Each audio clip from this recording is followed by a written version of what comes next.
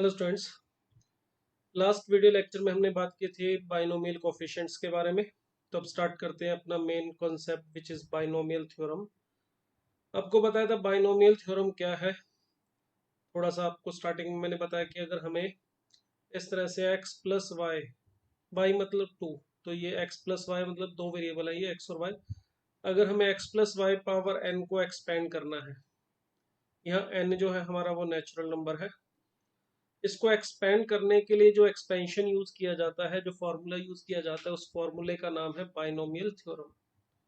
क्या है ये फॉर्मूला? देखिए, अगर हमें x plus y power n को एक्सपेंड करना है तो ये एक्सपेंशन होगा एन सी zero x power n plus n सी one x power n minus one plus n सी टू, यहाँ पर y भी, एन सी two x power n minus two y square.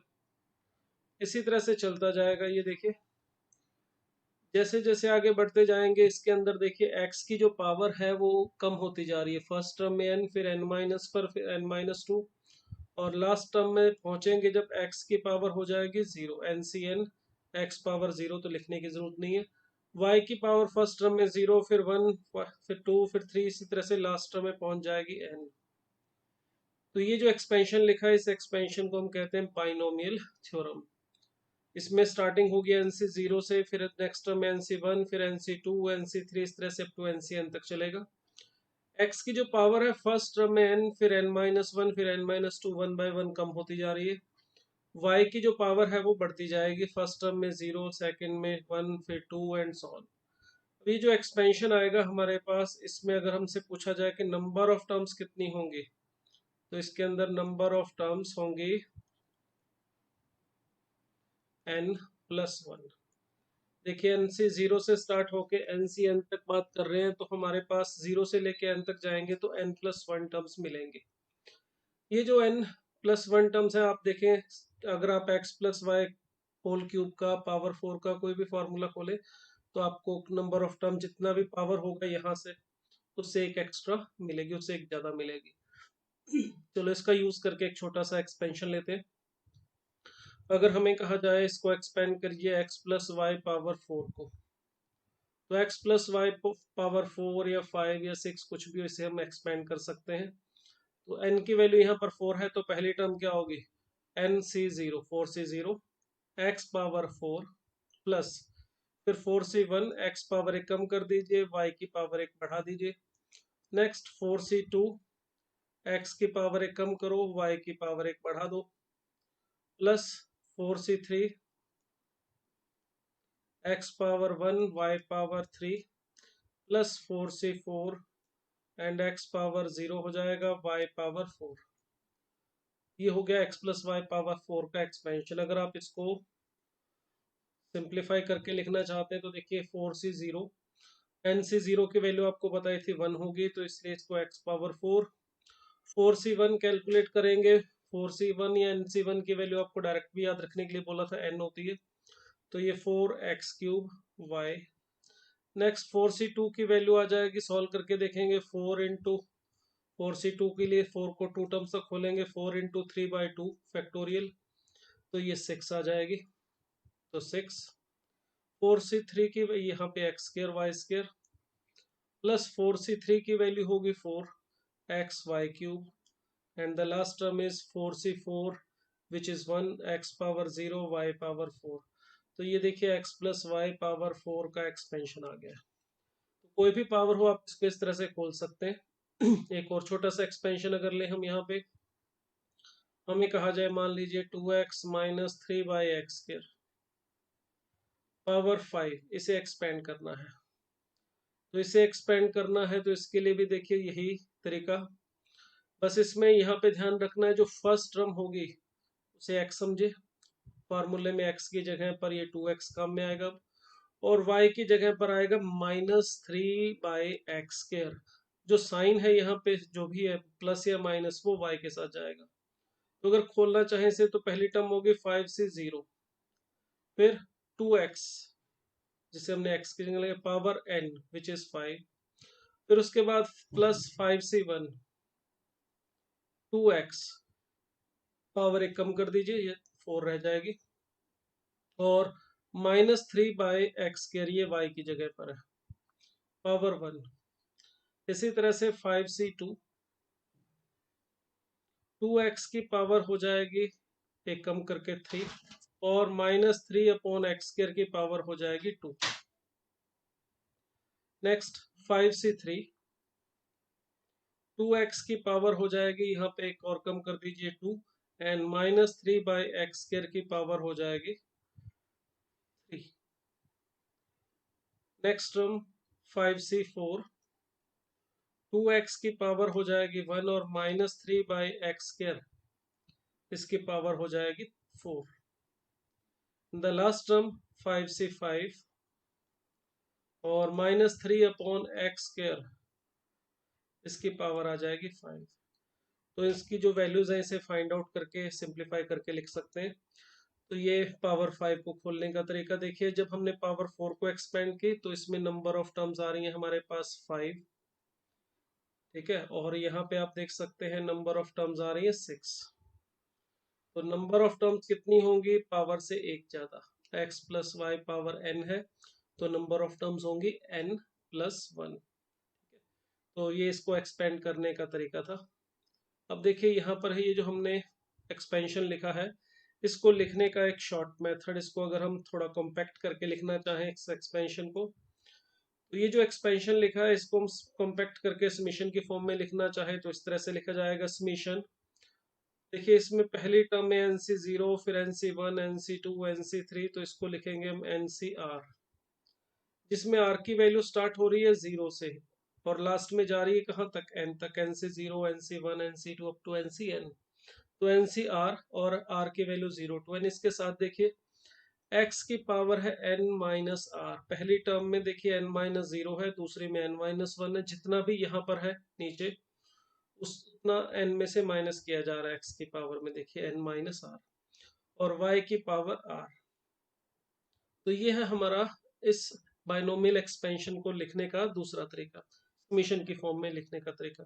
ये जो समीशन है इसका मतलब ये है कि जब आप समीशन में किसी चीज को लिखते हैं, जैसे r की वैल्यू 1 2 या 0 to n आपने लिखी है, और यहाँ पर कोई फंक्शन है r का, तो इसका मतलब होता है r की वैल्यू आप 0 से स्टार्ट करेंगे, पहले जो भी यहाँ पे लिखा है उसमें r की वैल्यू 0 रखेंगे, फिर प्लस, फिर r की वैल्यू 1 रखेंगे, f(1), इसी तरह से r की वैल्यू रखते जाएंगे, लास्ट यहाँ तक चलना है अपने को, f(2) से लेके एंड सो ऑन चलता रहेगा, लास्ट में आपको r की वैल्यू n रखनी है, और ये जितने भी टर्म्स आएंगे उनका सम, ये होता है समीशन का मीनिंग आपको उम्मीद है इसके बारे में तो पता होगा ही।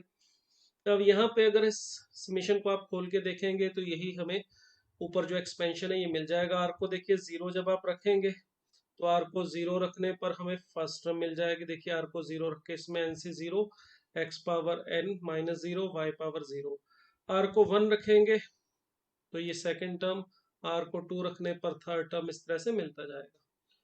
और ये जो समीशन के साथ लिखा हुआ है इसे हम जर्नल टर्म भी बोल देते हैं, और वैसे इसको लिखा जाता है इसकी जर्नल टर्म को TR+1, TR+1। TR+1 का ये फार्मूला है NCR, x power n-r, y power r। अर्थात अगर आपको कोई भी टर्म ढूंढनी है इस एक्सपेंशन की, तो ऐसा नहीं है कि आपको सारी टर्म एक्सपेंड करके लिखनी है उसके बाद ही वो फोर्थ या फिफ्थ टर्म चाहिए वो मिलेगी।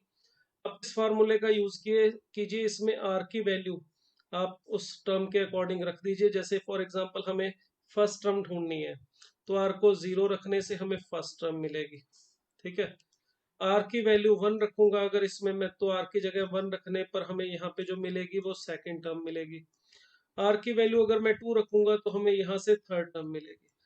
तो जो भी हमें टर्म चाहिए उसके अकॉर्डिंग इसमें r की वैल्यू को हमने अप्लाई कर देना है, हमें वो पर्टिकुलर टर्म मिल जाएगी। और एग्जांपल यहाँ पे जो हमने लिया है ये वाला लास्ट वाला, चलो इसको देख लिए, इसकी जगह कोई और भी ले सकते हैं। मैं एक एग्जांपल ले लेता हूँ। यहाँ पे मान लीजिए हमें दे दिया है एक्सपेंशन 2x - 3/x²। चलो पहले पावर 5 ली थी, थोड़ा बढ़ा के कुछ ले लेते हैं, 20 ले लेते हैं, ठीक है। ये हमारे पास एक्सपेंशन, हमें कहा जाए इसमें फाइंड, चलिए पहला हम कह देते हैं इसमें find journal term. Journal term find out करनी है, ठीक है। दूसरा चलिए इसमें कह देते हैं फाइंड तो चलिए ऊपर लिख लिया, फाइंड T5 या T7, कोई भी पर्टिकुलर टर्म हमसे पूछा जा सकता है। तीसरा हमें कहा जा सकता है find coefficient of x power कितना लिखें, चलिए 8 लिख लेते हैं। x पावर 8 का कोफिशिएंट फाइंड आउट करो। फोर्थ भी चलो कर लेते हैं, हमें कहा जाए find coefficient of x power 6। ये हमें कहा जाए find term independent of x, term independent of x। अगर हमें ये कुछ चीजें जो इस एक्सपेंशन में से फाइंड आउट करनी है तो कैसे करेंगे। सबसे पहले देखिए हमसे जर्नल टर्म पूछा है, तो जर्नल टर्म का मतलब होगा TR+1, और TR+1 फाइंड आउट करना है तो सिंपल सा फार्मूला आपको लिखवाया मैंने, NCR। ये जर्नल टर्म के लिए फार्मूला x+y पावर n का अगर एक्सपेंशन हो तो जर्नल टर्म यानी TR+1 इसका फार्मूला था NCR, x power n minus r and y power r। इसमें n का मतलब होगा यहाँ पर जो पावर दिया हुआ है उससे, तो NCR का मतलब हो जाएगा 20CR, ठीक है। फिर x का मतलब होता है यहाँ पे फर्स्ट प्लेस पे जो भी टर्म है वो हमारा x माना जाएगा, जो कि यहाँ पर 2x लिखा हुआ है, तो 2x power n minus r में इंटू से 20 माइनस आर। देन y का मतलब होगा सेकंड प्लेस पे जो टर्म है उसे हम y मानेंगे, उसमें जो साइन है साथ में प्लस या माइनस वो एज इट इज आएगा, तो -3/x² पावर r। तो ये इसकी आ जाती है हमारे पास जर्नल टर्म। तो ये जर्नल टर्म को लिखने का तरीका है। इसमें थोड़ा सा सिंप्लीफिकेशन भी आप कर सकते हो। जो सिंप्लीफिकेशन है, जैसे मैं यहाँ पे नेक्स्ट पेज पे ले चलते हैं, यहाँ पे जो भी आएगा वो हम देख लेंगे। तो नेक्स्ट पेज पे मैं लिख लेता हूँ, यहाँ पे 2x माइनस 3/x² पावर था 20। इस एक्सपेंशन में हमें ढूंढना क्या था, जर्नल टर्म। तो जर्नल टर्म हमने अभी अभी फाइंड आउट की, TR+1 वो थी 20CR, 2x power 20 minus r and y का मतलब था यहाँ पे -3/x², इसकी पावर r। अब इसमें थोड़ा सा सिंप्लीफिकेशन करते हैं। सिंप्लीफिकेशन का मतलब जो x है यहाँ पर भी दिखाई दे रहा है और यहाँ पर भी, इसे इकट्ठा करते हैं। तो 20CR 2 पावर, यहाँ पे जो 2x है उसमें 2 की पावर 20 माइनस r में अलग कर देता हूँ, और -3 पावर r हम अलग कर लेते हैं, ठीक है। उसके बाद देखिए ऊपर x की पावर थी हमारे पास 20 माइनस r, और यहाँ से देखिए x की पावर नीचे है हमारे पास 2r। तो इसे अगर आप ऊपर ले जाके देखेंगे तो x की पावर -2r हो जाएगा। दैट इज हमें मिलेगा x की पावर 20 माइनस 3r। तो देखिए ये है हमारी जर्नल टर्म, ठीक है। उम्मीद है यहाँ पीछे आपको क्लियर हो रहा होगा, विजिबिलिटी होगी तो थोड़ा, नहीं होगी तो मैं थोड़ा सा इसको यहाँ पास करके लिख देता हूँ, x की पावर 20 माइनस 3r। तो ये जो जर्नल टर्म हमें मिली है, अब इसके बाद आगे का जो पार्ट था उसमें इसी की हेल्प से सब चीजें मिलेंगी। नेक्स्ट पार्ट में हमसे पूछा गया कि अगर कोई पर्टिकुलर टर्म, जैसे एग्जांपल यहाँ पे मैंने लिखा था 7th टर्म फाइंड आउट करनी है, तो 7th टर्म फाइंड आउट करने का मतलब आपको सोचना है यहाँ पर r की वैल्यू क्या रखी जाए।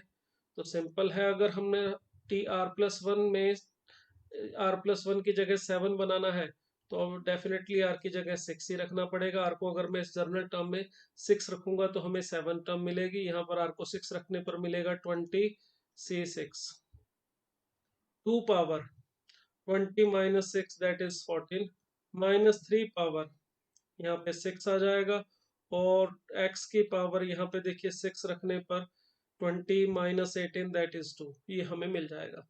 ये हमारी 7th टर्म। तो अगर हमें कोई भी पर्टिकुलर टर्म ढूंढनी है तो यहाँ पे हम r की वैल्यू रख के फाइंड आउट कर सकते हैं। तीसरा, इसमें हमें क्या फाइंड आउट करने के लिए कहा गया था, x की पावर 8 का coefficient, coefficient of x power 8। Coefficient of x power 8 का क्या मतलब हुआ कि जब हम इसको एक्सपेंड करेंगे उसमें, जैसे अभी हमने पीछे देखिए इसको एग्जांपल को किया था, इस वाले में जैसे x की पावर 5 आ रही है, इसमें x की पावर 4 और नीचे 2x² आ रहा है। इसमें यहाँ पर x की पावर 3 ऊपर मिल रही है और नीचे 4 यानी 1/x आ रहा है। तो इस तरह से हमारे पास x पावर 5 वाली टर्म यहाँ पे आ रही है, यहाँ पर x की पावर 3 मिलेगी, यहाँ पर 1/x मिलेगा, यहाँ पर x की पावर 2 और नीचे x की पावर 6, तो ओवरऑल 1/x पावर 4 मिलेगा। तो इस टाइप से हमारे पास जो टर्म्स होंगी उसमें x की अलग अलग पावर आएगी।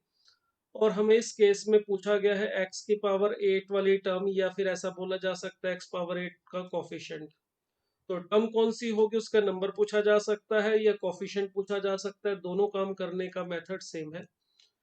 इसमें अगर हमें चाहिए कोफिशिएंट ऑफ x पावर 8 और x पावर 8, देखिए यहाँ पर जैसे अभी हमने 7th टर्म फाइंड आउट की, तो 7th टर्म में हमारे पास x की पावर 2 आ रहा है। क्यों आ रहा है? क्योंकि यहाँ 20 माइनस 3r में जब हमने x की वैल्यू 6 रखी, तो यहाँ पर x को 6 रखने पर हमें x² मिला। तो ये x² का कोफिशिएंट कहा जा सकता है। अगर हमसे कोई पूछे भाई x² का कोफिशिएंट क्या होगा, तो हम ये वाली वैल्यू को बता सकते हैं। ये जो मैंने स्क्वायर ब्रैकेट रेक्टेंगुलर बॉक्स में लिखा है, ये हमारा x पावर 2 का कोफिशिएंट है। इसी तरह से अगर मुझे x पावर 8 का कोफिशिएंट पूछा जाए, तो इसका मतलब मुझे ये डिसाइड करना पड़ेगा कि यहाँ पर जो x की पावर में है 20 माइनस 3r, वो 8 कब बनेगा, यानी r की किस वैल्यू के लिए मुझे यहाँ पर 8 मिलेगा। तो उसको लिए सिंपल सा काम है, मैं 20 माइनस 3r को 8 के इक्वल रखूं, तो हमें मिलेगा 3r is equal to 12, that is r is equal to 4। इसका मतलब हुआ r की वैल्यू 4 रखने पर इसमें हमें x की पावर 8 मिल जाएगा। तो r को 4 रखने पर हमें टर्म कौन सी मिलेगी, इस जर्नल टर्म में ही रखना है। इस जर्नल टर्म में r की वैल्यू 4 रखने पर हमें मिलेगा t5 is equal to 20c4। 2 की पावर हो जाएगा 20 minus 4, that is 16, minus 3 power मिल जाएगी हमें 4, एंड इसी तरह से x की पावर में यहाँ पे मिल जाएगा 8। तो अगर हमसे ये टर्म पूछिए कि कौन सी टर्म में x पावर 8 आएगा, तो उसका नंबर बताना है, तो नंबर तो हो जाएगा 5th टर्म। अगर हमें कोफिशिएंट पूछा है, तो x पावर 8 के साथ मल्टीप्लाई में ये जो टर्म आ रही है, ये वैल्यू जो है हमारे, ये x पावर 8 का कोफिशिएंट है। तो कोफिशिएंट पूछा है तो ये आंसर हो जाएगा, और टर्म पूछा है कौन सी आएगी जिसमें x पावर 8 होगा, तो है 5th टर्म। ये हमने x पावर 8 का कोफिशिएंट या x पावर 8 वाली टर्म फाइंड आउट कर ली है। इसी तरह से अगर हमें नेक्स्ट पार्ट में पूछा गया है x पावर 6 का कोफिशिएंट, तो इसके लिए सोचना पड़ेगा कि हमें x की पावर 6 बनाने के लिए r की वैल्यू कौन सी लेनी चाहिए। तो मैं इसको नेक्स्ट पेज पे लिख लेता हूँ, चलिए, जर्नल टर्म को। tr+1 हमारा था 20cr, 2 power 20 minus r, minus 3 power r, और x पावर 20 माइनस 3r, ये हमने जर्नल टर्म लिखी हुई है। अब अगर मुझे चाहिए x पावर 6, तो सोचना पड़ेगा कि r की वैल्यू कितनी रखनी है। तो इसके लिए देखिए 20 माइनस 3r, हम चाहते हैं कि ये 6 के इक्वल हो जाए। तो इसको अगर मैं 6 के इक्वल रखूंगा, तो हमारे पास r की जो वैल्यू मिलेगी यहाँ से सॉल्व करके, वो आ रही है 14/3। मगर ये जो वैल्यू आ रही है 14/3, इट इज नॉट एक्सेप्टेबल। मतलब नॉट एक्सेप्टेबल का, देखिए टर्म का नंबर है tr+1, तो r की जो पॉसिबल वैल्यूज होंगी वो 0 से लेके n तक जा रही है। r की वैल्यू 0, 1, 2, 3 अप टू n तक जा सकती है। n का मतलब इस केस में 20 है। r जो हमारा है वो इंटीजर होगा, और उसकी वैल्यू 0 से 20 के बीच में ही हो सकती है, नेगेटिव भी नहीं हो सकती और कुछ फ्रैक्शन में भी नहीं हो सकती। इसका मतलब हुआ है कि यहाँ पे जो हम r चाहते हैं कि x की पावर 6 बने, उसके लिए ये r की वैल्यू रखनी पड़ेगी। और अगर ये हम ये वैल्यू नहीं ले सकते, इसका मतलब है कि इस एक्सपेंशन में जो हमने अभी लिखा था यहाँ पे 2x माइनस 3/x² पावर 20, जब हम इसको एक्सपेंड करेंगे, इसमें कहीं पर भी x पावर 6 वाली टर्म नहीं आएगी। अगर x पावर 6 वाली टर्म चाहिए, तो हमें r को 14/3 रखना पड़ेगा, जो हम नहीं रख सकते। इसका मतलब इसका जो एक्सपेंशन होगा, उस एक्सपेंशन में x पावर 6 वाली टर्म प्रेजेंट नहीं होगी। अगर x पावर 6 वाली टर्म प्रेजेंट नहीं होगी, तो हमसे अगर कोई कोफिशिएंट पूछे x पावर 6 का तो हम कहेंगे 0। क्यों कहेंगे? मान लीजिए मैंने एक पॉलिनोमियल लिखा है fx, 3x power 4 minus 2x plus 2x square plus 3। अब अगर मैं आपसे पूछूं इस एक्सपेंशन में एक्स क्यूब का कोफिशिएंट कितना है, तो अगर इस एक्सपेंशन में एक्स क्यूब वाली टर्म नहीं है तो हम इसमें अगर कोफिशिएंट बताना चाहें एक्स क्यूब का तो हम कहेंगे 0। अगर वो टर्म आती उसमें, जैसे यहाँ पर सपोज कीजिए 2x स्क्वायर की जगह 2x क्यूब होता तो हम -2 को x क्यूब का कोफिशिएंट बोल देते। मगर अब क्योंकि हमारे पास जो पावर है यहाँ पे 3 ना होके 2 है, x4 के बाद सीधा x स्क्वायर वाली टर्म आ रही है, तो इसका मतलब इसमें एक्स क्यूब वाले टर्म नहीं मिलेगी, तो इसमें कोफिशिएंट होगा 0। सेम इसी तरह से ये जो एक्सपेंशन होगा जो भी हमारा, एक 20 पावर है यहाँ पे, टोटल नंबर ऑफ टर्म्स होंगे इसमें 21, मगर एक्स पावर 6 वाली टर्म हमें इस एक्सपेंशन में कहीं नहीं मिलेगी। ये जरूरी नहीं है कि इस एक्सपेंशन को खोलें तो हर एक पर्टिकुलर पावर वाली टर्म मिलनी ही मिलनी है। कुछ मिलती हैं कुछ नहीं मिलती, वो इस पावर की वजह से 2x और x स्क्वायर की वजह से कुछ टर्म्स मिलेंगी, कुछ पर्टिकुलर पावर वाली टर्म मिलेंगी, कुछ नहीं मिलेंगी। तो x पावर 6 वाली टर्म इसमें नहीं मिल रही, तो इसका मतलब x पावर 6 का कोफिशिएंट हम बोल देंगे 0। इसी तरह से नेक्स्ट पार्ट में हमसे पूछा गया था constant term, term independent of x का मतलब जिसमें x ना हो। x ना होने का मतलब हुआ कि जिसमें x की पावर होनी चाहिए 0। अब देखो x की पावर हमारे पास जो जर्नल टर्म थी उसमें आ रही है 20 - 3r, तो हम चाहते हैं x पावर 0 वाली टर्म, यानी कि हम चाहते हैं कि x की पावर 0 बने, उसमें x ना आए, x खत्म हो जाए। तो इसके लिए 20 - 3r जो है वो देखना पड़ेगा कि 0 कब होगा। और 20 - 3r के लिए फिर वही प्रॉब्लम आ रही है, r की वैल्यू 20/3 रखनी पड़ेगी और ये फ्रैक्शन में आ रही है, तो ये एक्सेप्टेबल नहीं है। इसका मतलब इस एक्सपेंशन में हमसे अगर पूछा जाए कांस्टेंट टर्म कौन सी आएगी, तो हम कहेंगे कांस्टेंट टर्म नहीं आएगी, या कांस्टेंट टर्म 0 बोल सकते हो। ठीक है, तो इस तरह से किसी पर्टिकुलर एक्स टर्म वाली, एक्स की पावर वाली टर्म हमें इस एक्सपेंशन में पूछी जाए तो हम बता सकते हैं।